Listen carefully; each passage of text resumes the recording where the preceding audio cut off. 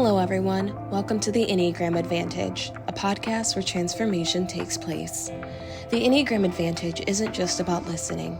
It's about stepping into a world where the wisdom of the Enneagram meets the experience and training of accredited Enneagram coaches.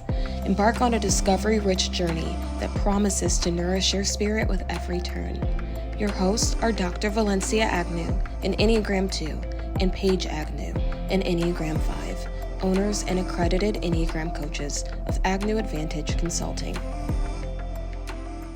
All right, so Paige, today we're talking about the Enneagram stereotyping and myth debunking.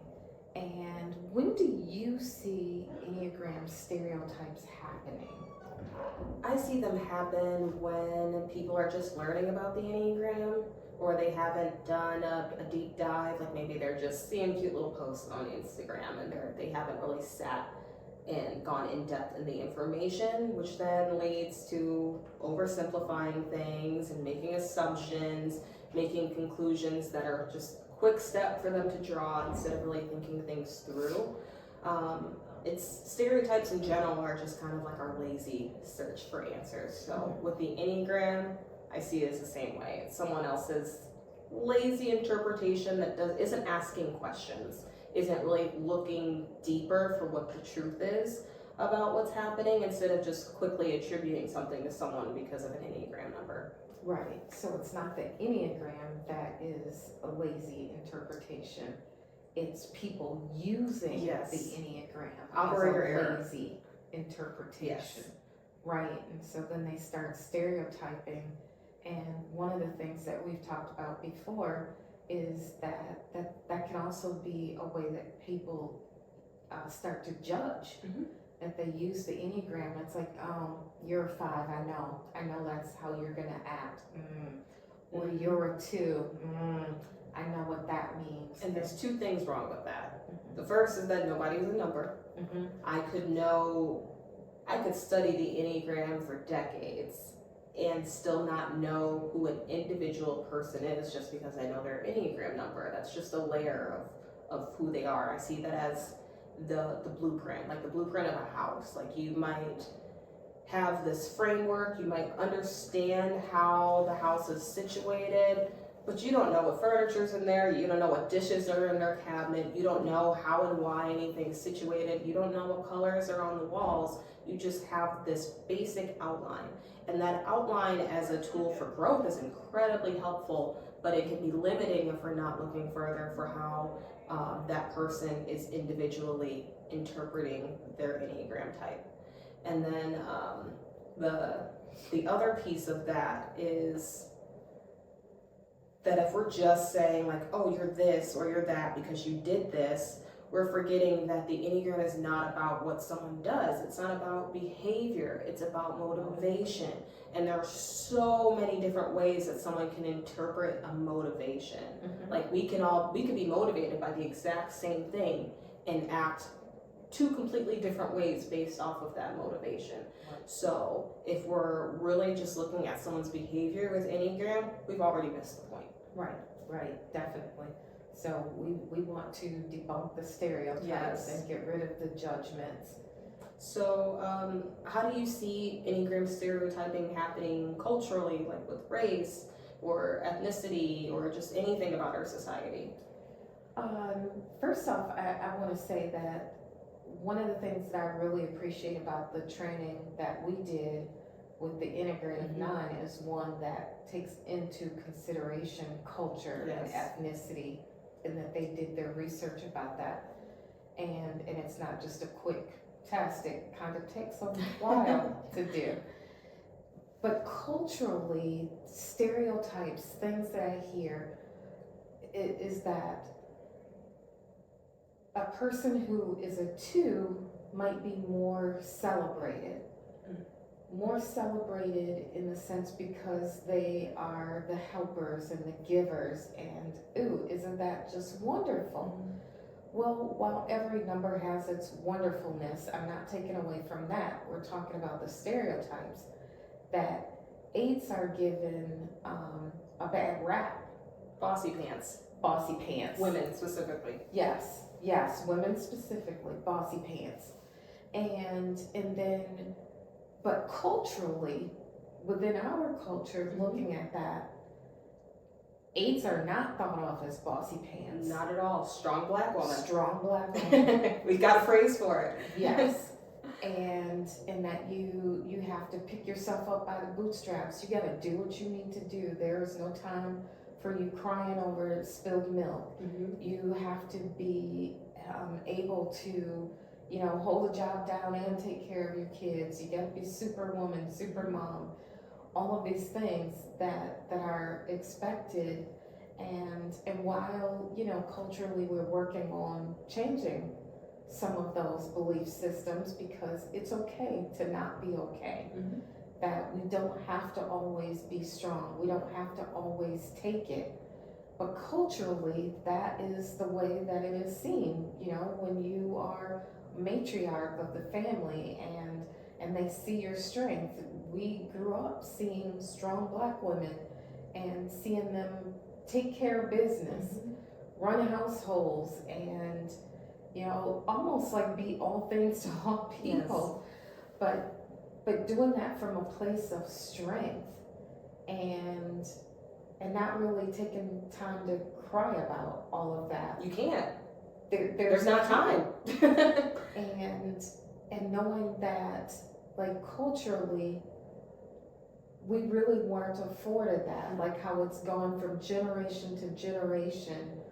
Whether we like it or not, slavery was a real thing. And you used the example before about, somebody's child being sold, or a spouse being sold, sibling being sold. There wasn't really any time to, like, be doing all your giver, helper stuff as a 2. There was space for the 8 to do what you gotta do, get it done. Yes, you can things like not be okay with the little man being treated wrong, but you still have to be strong. And so that's what has been celebrated culturally for us in church, at home, at work. You don't have time. You don't have time as a black business owner to be crying over spilled milk. Yes. No. And no one is going to pat you on the back while you're crying over spilled milk. And it's even biological. And even if it's not spilled milk, it can be major things. Yes. There's no space for that, because you still have a business to run. And so being an 8 is more celebrated culturally for us than being a 2. Even though we constantly hear about the 2s being a place that are a number that's celebrated. And I think even just beyond cultural, you had touched on historical, that there's some parts of our making that there's been no choice in the matter. No. Like, we can just talk about this biologically and being in survival mode. When you're high on adrenaline, your body's literally doing everything it can to keep you alive. So you are not going to be in an emotion space. You're not going to be in emotion mind. So we have a whole race of people here that were brought to be slaves. They did not, their biological response could not even be to sit in their feelings. No. And that carries over. That trauma has carried over, and there's the implications of that, of the strong black woman, and then also us adapting that as we did what we had to do, and we're going to continue doing what we have to do, knowing that no one's going to pat us on the back. So 2s can go to an 8 space, and I would imagine that that's probably not too uncomfortable for you because of that. Right. In some ways it's not uncomfortable. What's uncomfortable is that I really am a 2,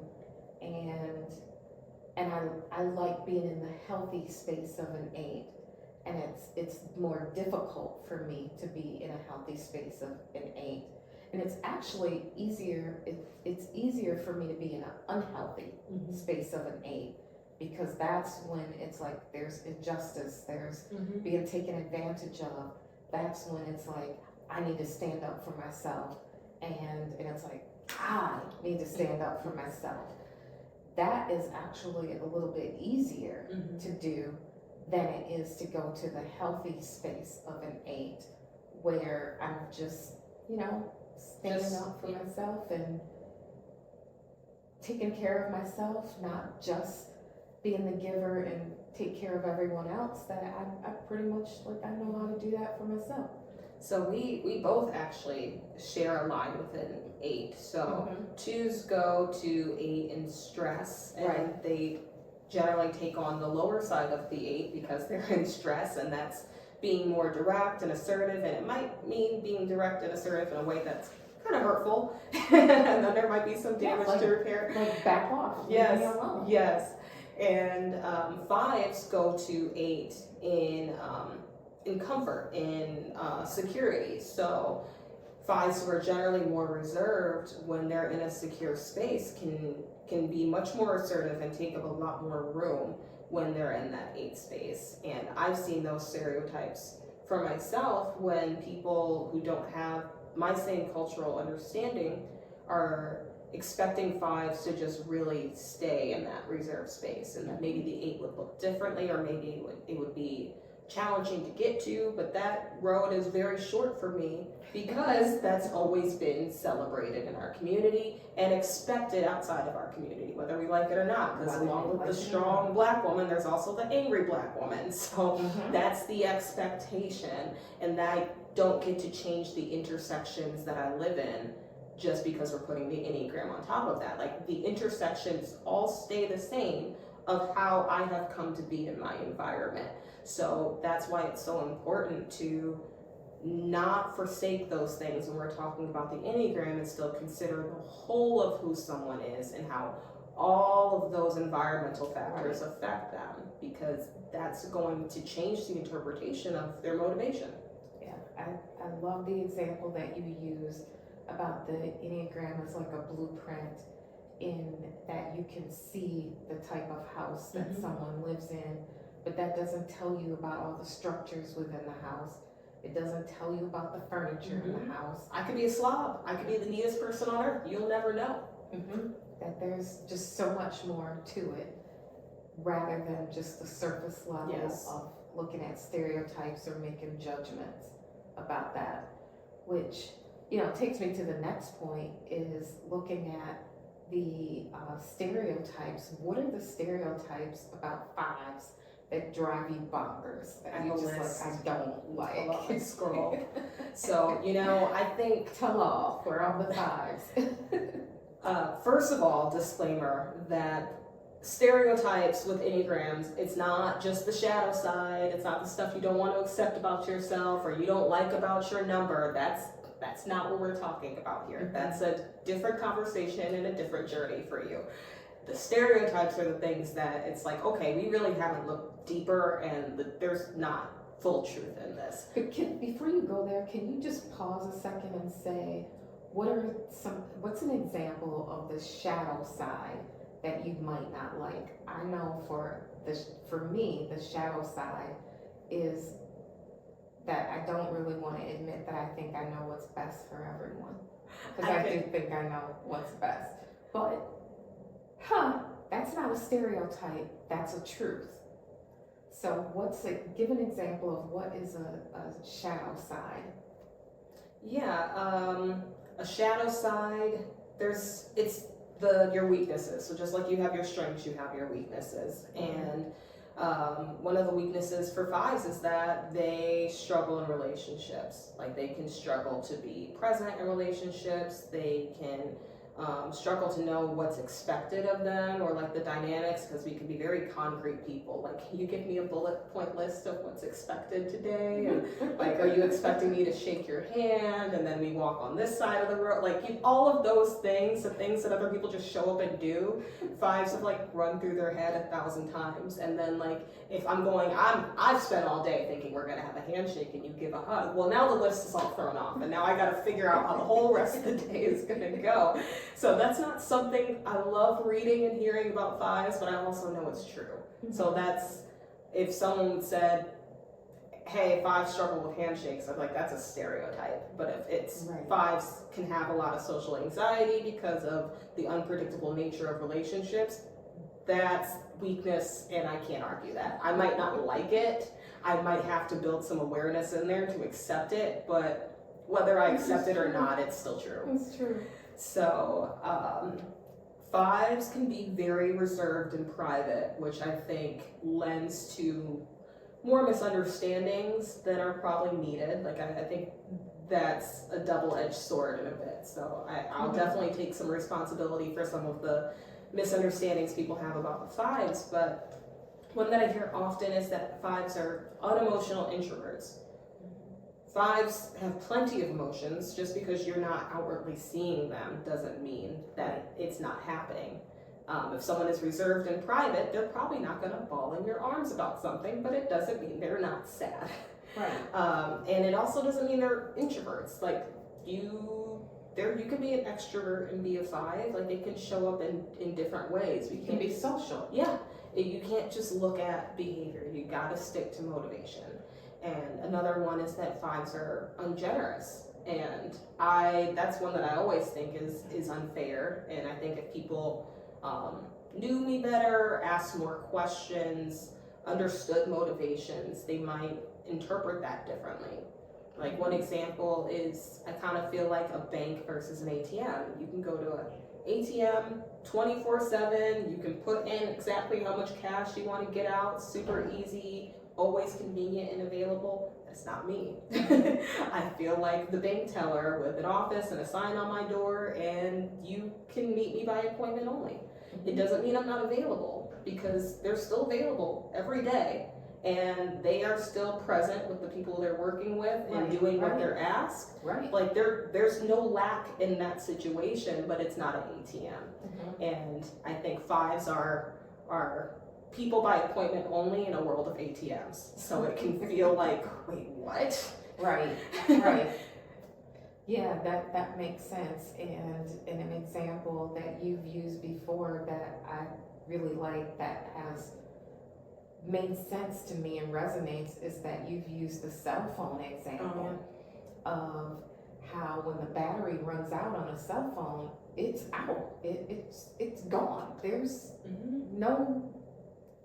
nothing's left. When it shuts down, it's shut down, and that you have a limited amount of resources, not because you don't want to share them, it's that you have a limited amount, and so you may budget out how you're going to use that energy, and then when it's gone, it's just gone. And until it has a chance to recharge, and as soon as the phone recharges, it's got more. But if you only allow that phone to recharge to 20%, you're not going to get very much. You're not going to watch a movie. You're not going to finish the movie on 20%. Right. You're not going to get on your phone and look at Netflix with only 20% battery. You got to have that battery charged a little bit more. So I know that if I want something, then you really can be generous with your time. You can be generous in being very present, but you gotta have enough battery to do it. And if you let me know in enough time, I bet you I'm gonna save up my battery for you, so I have 100% to give that day, and we're not operating off of 15, because that's not gonna be fun for you or me. I heard someone describe it recently as excruciating, and I've never heard anyone describe a five being depleted that way before, and it felt super validating, because I generally just hear that fives are afraid to be depleted. And I think being afraid of something versus the reality of something are very different. Like, the times where my battery is on 0, it is a very uncomfortable place. Like, just put me in the dark for a while and let me build back something, because at that point it's just sensory overload, and I have nothing left to give. Right. And it is easy to make a judgment or a stereotype about a five in that way, because I'm 2, and I'm very present oriented, and I'm giving, so I am like an ATM. It doesn't matter, 3 o'clock in the morning. Oh, You're definitely the ATM. You need me? Okay. Woo. There I am. I'm up. I'm ready to go. How can I help you? And so when I'm that way, and I have seen you times where you have, like, you've gone from, I'm all in helping you with this to, I'm done. And it's like, can you just go another 15 minutes till we wrap up this thing here? They're like, no, because you really are empty, and I have a different appreciation because I know that, and that it's not a judgment about you that you're not giving. Prior, it would have seemed like you just don't want to give because I'm such a giver, and I can give to a fault. But you also can look at me like, you gotta stop. I have heard a quote that says, what other numbers give from their excess, fives give from their essence. And I'm like, that is so true. That's someone who's been asking questions and hasn't just gone with the surface level things. But like I think the best example of like a stereotype gone wrong is I have seen several times in several places in published books by experts saying that you'll spot a 5 in the room because they're the person who's like frumpy, probably in something beige and khaki, no fashion sense. I've seen multiple people say this in multiple places. And I want to say you look lovely Thank you. And when I first read that, I was like, wait, what? And in one book, the author was talking about one of their friends specifically that showed up to dinner always looking how she looked. And I was thinking, this poor woman, like, I want to reach out to her and be like, is it true? But that's looking at behavior and not thinking about fives have a basic fear of incompetence. So doesn't mean you can't value competence in different ways. Right. We could have 5 fives in the room and have 5 different definitions of competence. And my definition of competence is looking well when I walk outside the house. I would be horrified if I walked out of the house looking crazy, and I would not feel like I could present myself as a competent person. So that's definitely one stereotype I've heard that I'm like, I'll debunk that any day of the week simply by showing up and not looking frumpy. Yes. A stereotype that I don't like about twos is that twos are passive, and twos, that I definitely feel like people who make that assumption don't really know twos. Because first off, we can go to an 8, which is a very strong dominant. So they haven't done the research at a baseline. That's like the surface level stuff. Because if you get deeper into the Enneagram and you learn about the ways that we move in different moments, then they would see that line to 8 and go, is there something I don't know about twos? Right. That yes, we are givers and yes, we are helpers, but please don't ever mistake me for being passive. You know, that's a quick way to get me to the unhealthy side of an 8. That's a trigger. That would be a trigger for me to think that I'm passive, that I'm a doormat. Don't ever treat me that way, because then you get to see how much I can stand up for myself. I have had people say to me on more than one occasion, if something difficult is happening, oh, how's she gonna handle that? Because, you know, she's sensitive, you know, she's so emotional, you know, she's such a bleeding heart. So how is she gonna handle that? And I've always looked like, apparently you haven't had enough conversations with her, because I have never been worried about her being able to stand her ground when she's fed up. Now, it might take you a little longer to get fed up than it'll take me to get fed up. Right. But once you get there, you're there. And then by then I'm like, take cover. Yeah. She's here. She's ready. Yes, definitely. So that is a stereotype that I would like debunked, is that twos are not passive, that we definitely can stand up for ourselves. It is not that it's always our fun thing to do or our easy thing to do. I think it's much easier for me to go to an 8 when I'm stressed. And then obviously if you go to a line when you're stressed, it's easier to go to the unhealthier part of it. And I try and use the healthy part of it, and to use it in advance. Yes, before you get to that point. yes, before I get to that point, but at no point can I say that I have ever felt like or been a passive person. I maybe didn't always speak up because I didn't feel like it was worth my time or energy. Like, I'm not gonna waste my voice here because it's not gonna be heard. But I grew up strong Black woman, so that whole being passive, I may cry, but I have a t-shirt that says I cry and I get things done because I'm not passive. And culturally, there's not even space for me to be passive as a business owner. I can't. I would not have made it 12 years if I had been passive. That just would not work. So that's one of those stereotypes. It's just gotta go. Okay, Paige. Well, thank you so much, listeners, for joining us today. We appreciate your time, and what we hope is that we've piqued your curiosity, that you want to learn more about the Enneagram, and not just to learn about it for yourself, but to learn about it for people who are in your lives, and to think about the cultural implications of it, because it's not just about a house that someone lives in, the frame of it. There's so much more to it, so that you can learn the motives and all of the fine, delicate lines that help make someone who they are. And you learn who you are so that you can do differently and be the best version of yourself. And you can learn more about our work. You can work with us by going to our website, which is agnewAdvantageConsulting.com. And we have the store on our website where you can sign up for courses, you can sign up for individual coaching, for group coaching, as well as do an assessment so that you can really learn about yourself and not just have to guess, and not just go with what other people have said about you. And the wonderful thing about the community with us is that you get to celebrate the number that you are. Absolutely.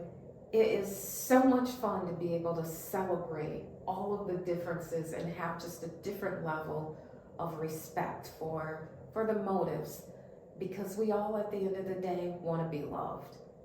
All right, thank you, and we will see you the next episode.